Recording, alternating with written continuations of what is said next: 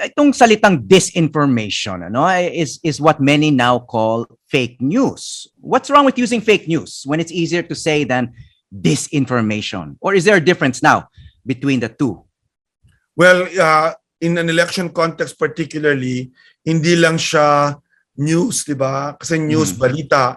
Kung hindi actually finifeed siya na information na mga nangyayari, yung mga facts na finifeed para sa isang kandidato or laban sa isang kandidato. No? It's a system that we are talking about here, not just tidbits, not just scoops, di ba? But a whole system of disinformation, of wrong information being given.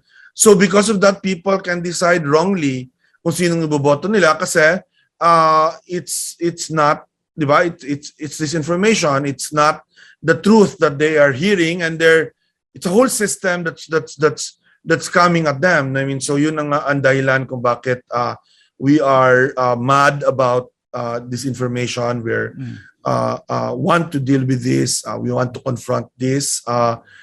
Not just in the election context, but right now, the election is the most important thing kasi meron tayong election sa May 2022. At pag hindi natin ito hinarap, this will destroy our democracy. Itong disinformation system na ito. Pero balikan ko lang itong fake news, no? Kasi kami, lalo na mga journalists, napapansin namin na gas-gas na yung paggamit itong mga salitang fake news, no? Kasi pati mga politiko, no? Mga political leaders, hindi lang sa Pilipinas, pero sa iba't ibang bansa, no? I mean, si dating President Donald Trump used fake news to discredit the truths actually that were being reported about him.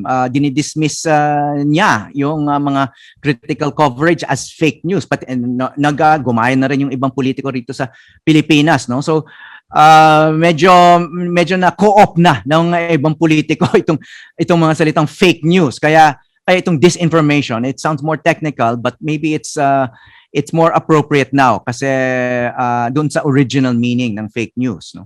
And exactly, and kami, Howie, yung grupo namin, yung Movement Against Disinformation, we are explicitly non-partisan. We are not endorsing any particular candidate as a group, although some individuals might be supporting one candidate or the other. But ako mismo, I'm not going to endorse anyone for a long time, maybe until the last week of elections, no?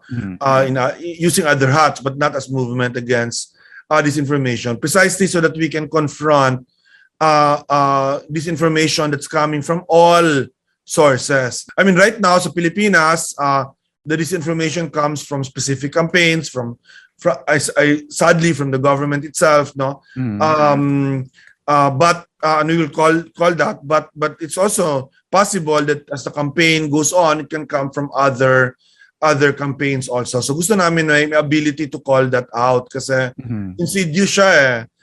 It does affect the elections. It can win or lose elections, in fact, if not confronted properly.